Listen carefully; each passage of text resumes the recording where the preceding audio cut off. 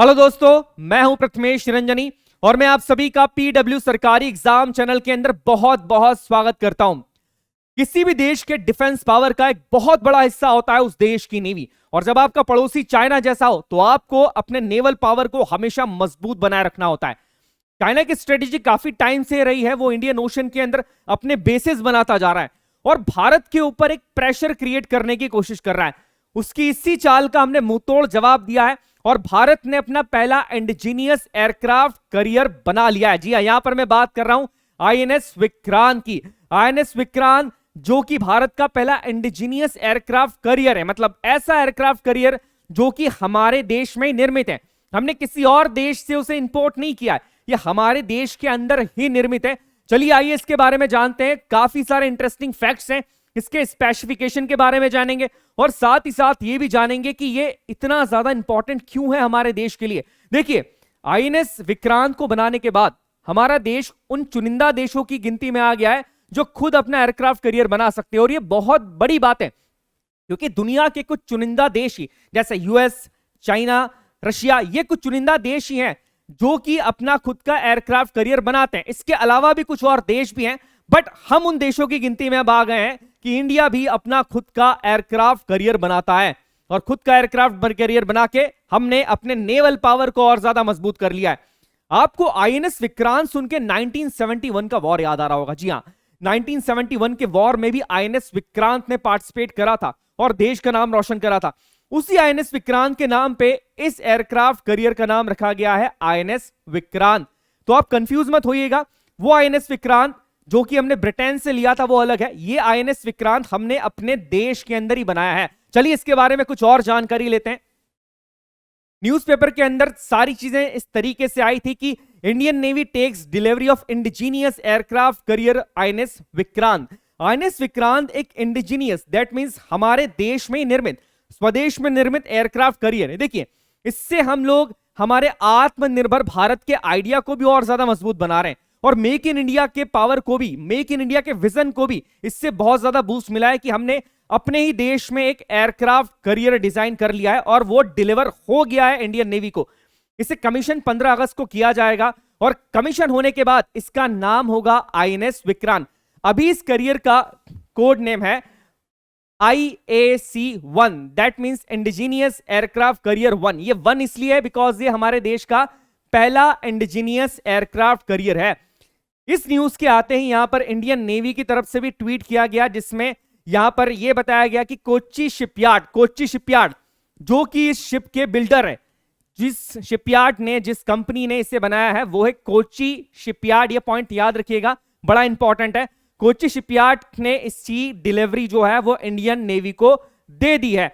ये पॉइंट आपको रिमेंबर करने के लिए जरूरी है बिकॉज अगर आप किसी एग्जाम की तैयारी कर रहे हैं तो ये पूछा जा सकता है कि आईएनएस विक्रांत को किसने बिल्ड किया है। तो ये नाम याद रखिएगा, कोच्चि शिपयार्ड ने आईएनएस विक्रांत को बिल्ड किया है। इसके बाद अगर हम आगे कुछ इंपॉर्टेंट पॉइंट्स की बात की जाए तो ये हमारे देश का पहला इंडिजीनियस एयरक्राफ्ट करियर है। एयरक्राफ्ट करियर, जिन लोगों को इसके बारे में पता नहीं है तो उनको बता दूं, एयरक्राफ्ट करियर वो जहाज होते हैं जिनमें दूसरे फाइटर जेट्स को ले जाने की, चॉपर्स को ले जाने की क्षमता होती है और किसी भी वॉर के टाइम पे ये स्ट्रेटेजिकली बहुत ज्यादा इंपॉर्टेंट रोल प्ले करते हैं क्योंकि इनके साइज काफी बड़े होते हैं और साइज बड़े होने के साथ साथ ये काफी सारे फाइटर जेट्स, एयरक्राफ्ट ले जा सकते हैं अपने साथ में। तो ये कि युद्ध में, अगर मैं सिंपल से शब्दों में बोलूं कि एक युद्ध में एक बहुत बड़ा चेंज ला देती है छोटी सी चीज। दैट्स वाई हमारे लिए ये एक बहुत ही इंपॉर्टेंट और बहुत ही हैप्पीनेस का और प्राउड का मोमेंट है कि हमारे देश ने खुद का एक एयरक्राफ्ट करियर बना लिया है। और लगभग 76%, याद रखिएगा, जो उसमें कंटेंट है, जितनी मशीनरी उसमें लगी है, जितनी टेक्नोलॉजी उसमें लगी है, लगभग 76% वो भारत में ही निर्मित है। और अगर रिपोर्ट्स की बात मानी जाए तो लगभग 5000 से ज्यादा छोटी बड़ी कंपनीज के कंपोनेंट्स इसमें लगे। कुछ कंपनीज के नाम की बात करूं जैसे भेल, सेल, इन सारी कंपनीज की मशीनरी जो कंपोनेंट शिप के अंदर लगे वो इन्हीं कंपनीज ने मैन्युफैक्चर करें। इसके कॉस्ट की बात की जाए तो इसका कॉस्ट है 20,000 करोड़ रुपए। देखिए, इतने बड़े शिप को बनाने में इतना कॉस्ट आता ही है। आपको लग रहा होगा कि इसका कॉस्ट काफी ज्यादा, नहीं, जिस टेक्नोलॉजी से ये शिप बना है, जिस तरह का ये जहाज है, जिस तरह की क्षमताएं इस जहाज के अंदर है, उसके हिसाब से इसकी कॉस्ट 20,000 करोड़ है। और ये बात जान के आपको खुशी होगी कि ये हमारा भारत में ही निर्मित है जहाज। तो इस कॉस्ट का लगभग 80 से 85% पैसा अगेन इंडियन इकोनॉमी में ही आ गया, क्योंकि भारत की कंपनियों ने ही इस जहाज को बनाया। तो ये बहुत अच्छी बात है कि हम अब इंडिजीनियस शिप्स बनाने लगे, बिकॉज कुछ ही देश ऐसे हैं जो इस तरह के शिप्स का निर्माण कर सकते हैं। बाकी देश क्या करते हैं, बाकी देश दूसरी कंट्री से लेते हैं। जैसे हमारे देश ने भी जब आईएनएस विक्रांत को लिया था, मैं पहले आईएनएस विक्रांत की बात कर रहा हूं जिसे हमने ब्रिटेन से लिया था, उसका नाम पहले HMS हरकुलिस था और बाद में उसका नाम आईएनएस विक्रांत हुआ था। वो भी हमने कहां से लिया था, वो हमने लिया था यूके से। तो ये पॉइंट याद रखिएगा कि इस तरह का इंडिजीनियस शिप हमारे देश में ही निर्मित करना एक बहुत बड़ी बात है। इसे डिजाइन जो किया है, नाम याद रखिएगा, डिजाइन किया है navy's internal naval design directorate ने, इसे बनाया है कोच्चि शिपयार्ड ने और डिजाइन किया है इन्होंने। तो ये 2 पॉइंट्स आपको सीधे सीधे यहां पर याद रखने। इसका कंस्ट्रक्शन मैं आपको बता चुका हूं, 2009 के अंदर ही इसका कंस्ट्रक्शन होना शुरू हो गया था। देखिए इन चीजों के अंदर काफी टाइम लगता है। कंस्ट्रक्शन के बाद ट्रायल्स होते हैं, ट्रायल्स के बाद इनके सी ट्रायल होते हैं। जैसे 4 बार सी ट्रायल हुआ है आईएनएस विक्रांत का और चौथे बार सी ट्रायल इसने फाइनली पास कर लिया है। उसके बाद इसे इंडियन नेवी को हैंडओवर किया गया है। आप समझिए ये बहुत बड़ी मशीन्स होती हैं। इन मशीन्स के अंदर छोटी सी भी मिस्टेक अवॉइड नहीं कर सकते हैं, क्योंकि एक एयरक्राफ्ट करियर के ऊपर काफी सारे जवान, काफी सारे ऑफिसर्स होते हैं और किसी की भी जिंदगी के साथ समझौता नहीं किया जा सकता है। दैट्स वाई इन मशीन्स को बनने में टाइम लगता है और ये बहुत ही स्पेसिफिक टेक्नोलॉजी की मशीन्स होती है। दैट्स वाई इनकी टेस्टिंग भी रेगुलरली की जाती है और फ्रीक्वेंटली टेस्टिंग के बाद जब सारी चीजें क्लियर हो जाती है, जब एक सेटिस्फेक्शन लेवल मिल जाता है कि हां अब ये मशीन बिल्कुल सही है और जंग में जाने के लिए तैयार है, उसी टाइम पे इसे इंडियन नेवी को या जो भी है उन्हें डिलीवर किया जाता है। तो ये पॉइंट आप समझिएगा। चलिए अब इस मशीन के, मैं आईएनएस विक्रांत की बात कर रहा हूं, इसके कुछ स्पेसिफिकेशंस की बात कर लें। टोटल 1700 क्रू मेंबर्स इस जहाज में रह सकते हैं, इंक्लूडिंग वुमन। जी हाँ, इंक्लूडिंग वुमन। वुमेन्स के लिए इस जहाज में सेपरेट कंपार्टमेंट भी है और टोटल 1700 लोगों का क्रू आईएनएस विक्रांत के अंदर रह सकता है। इसके अलावा आगे मैं बात करूं कि कंपार्टमेंट्स, इसमें 2300 कंपार्टमेंट्स हैं। इसकी टॉप स्पीड की बात की जाए तो वह 28 नॉट, जो कि तकरीबन 52 किलोमीटर के बराबर है। जिन लोगों को पता नहीं है उन्हें मैं बता दूं कि समुद्र के अंदर स्पीड को नॉट्स में नापा जाता है।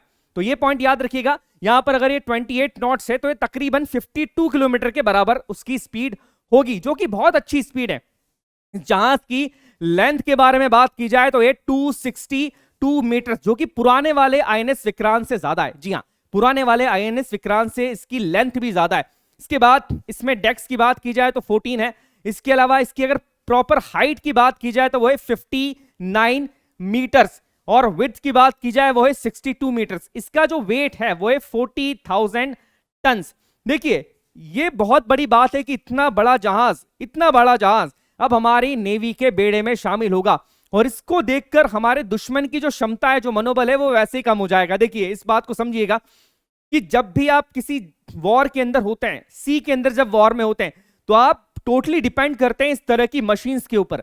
इन मशीन्स का रिलायबल होना बहुत ज्यादा जरूरी है और ये मशीन्स सी के अंदर काफी ज्यादा मैटर करती है, बिकॉज वहां पर जो भी करना है वो आपको इन मशीन्स के थ्रू ही करना है। तो ये बात आपको समझनी होगी कि नेवी के अंदर मशीन्स जो है वो ज्यादा महत्वपूर्ण हो जाती है। किसी भी मैकेनिकल फेलियर को, इंजन फेलियर को वॉर के टाइम में बियर नहीं किया जा सकता है और इसमें इसीलिए ये जहाज हमारे लिए बहुत ज्यादा इंपॉर्टेंट है, क्योंकि इसमें जिस टेक्नोलॉजी का यूज किया गया है वो टेक्नोलॉजी बहुत ज्यादा हाईटेक है और ये बहुत रिलायबल जहाज है। दूसरी बात, ये देश का पहला एयरक्राफ्ट करियर है। दैट मींस इसके अंदर काफी सारी क्षमताएं हैं। जैसे अगर मैं बात करूं कि इसके ऊपर हम क्या क्या कैरी कर सकते हैं, तो वेपनरी की यहां पर पहले बात करेंगे।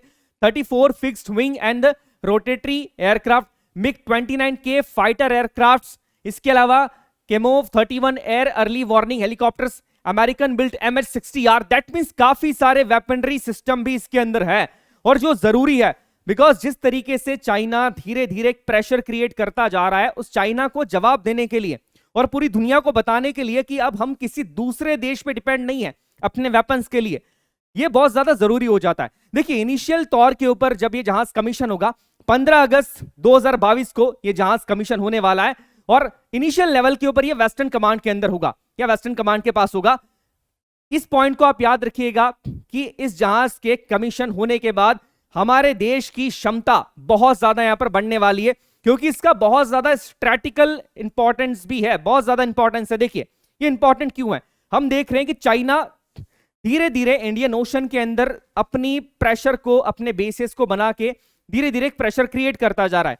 फिर चाहे वो श्रीलंका हो, चाहे वो फिर पाकिस्तान हो, चाहे बांग्लादेश हो, चाहे म्यांमार हो, वो हमारे देश को घेरने की कोशिश कर रहा है। ऐसी कंडीशन के अंदर हमारा नेवल पावर का बहुत ज्यादा मजबूत होना एक बहुत ही इंपॉर्टेंट पॉइंट और हमारे लिए बहुत प्लस पॉइंट होने वाला है। दैट्स वाई ये जहाज बहुत ज्यादा इंपॉर्टेंट है। और पहली बात, ये तो अभी एक शुरुआत है, हमने शुरुआत कर दी है अपना पहला इंडिजीनियस एयरक्राफ्ट सिस्टम बना के। अब इस सिस्टम के थ्रू हम आगे भी कई सारे सिस्टम बना सकते हैं। तो ये चीज बहुत ही ज्यादा इंपॉर्टेंट है हमारे देश के लिए भी, और एक बहुत ज्यादा गर्व करने की बात है कि हमारा देश आज उन देशों की गिनती के अंदर आ गया है जो खुद के एयरक्राफ्ट बना सकते हैं, जो खुद के एयरक्राफ्ट करियर्स बना सकते हैं। तो ये चीज हमारे देश के लिए और सारे देशवासियों के लिए एक बहुत बड़े गर्व की बात है। और इससे जो हमारे दुश्मन देश हैं या ऐसे नेशंस जिनके साथ हमारा कभी ना कभी ऐसा कोई झगड़ा हुआ है, वॉर हुआ है, उनको यह संदेश मिल गया है कि भारत अब इतना कैपेबल हो चुका है कि उसे मशीनरी, वेपन्स के लिए किसी दूसरे नेशन के ऊपर डिपेंड नहीं होना पड़ेगा। आई होप ये न्यूज आपको समझ में आई होगी और आप सभी इस न्यूज को सुन के बहुत गर्व महसूस कर रहे हैं। मैं आपसे नेक्स्ट लेक्चर के अंदर मिलता हूं। जय हिंद, जय भारत।